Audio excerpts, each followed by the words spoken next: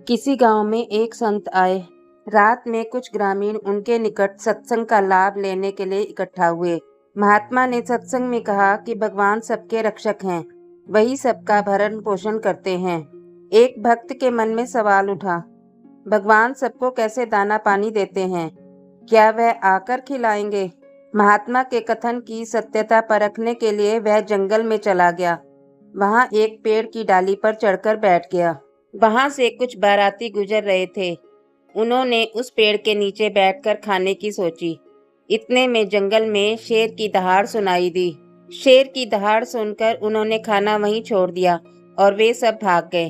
वह ऊपर से भोजन को देखता रहा। उसकी प्रतिज्ञा थी कि खिलाने वाला जबरन खिलाएगा तब भी नहीं खाऊंगा। रात हो गई। कुछ चोर उस रास्ते से गुजर रहे थे। उन्होंने भोजन पड़ा देखा तो वह खुश हो गए। वह खाना शुरू करने ही वाले थे कि उनमें से एक ने कहा, इस निर्जन वन में भोजन का पड़ा होना शंका का विषय है। कहीं कोई छिपा ना हो और इसमें विष ना मिला रखा हो। उन्होंने टार्च की रोशनी से ऊपर देखा तो वह आदमी बैठा दिख गया। उन्होंने उसे नीचे उतारा। चोरों ने तय किया कि पहले खाना उसे ही खिलाया जाए। विष होगा तो वही मरेगा। वह तैयार नहीं हुआ तो चोरों ने उसके मुंह में पूड़ियां घुसेड़नी शुरू कर दी। उसका मन मान गया कि भगवान ही रक्षक हैं, वही सबका भरण पोषण करते हैं। उसका मन मान गया कि भगवान चाहे तो जबरन भी खिला सकता है।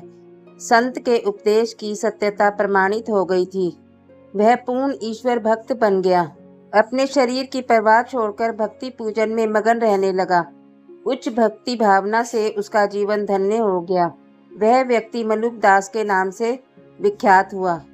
उन्होंने अपने पदों में गाया, अजगर करे न चाकरी, पंछी करे न काम, दास मलुका कह गए सबके दाता राम।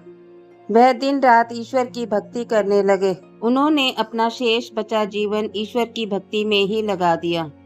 आपको हमारी ये कहानी कैसी लगी? यदि आपको हमारी ये कहानी अच्छी लगी हो तो लाइक का बटन प्रेस कर देना और ऐसी ही अच्छी कहानी सुनने के लिए हमारे चैनल को सब्सक्राइब कर देना।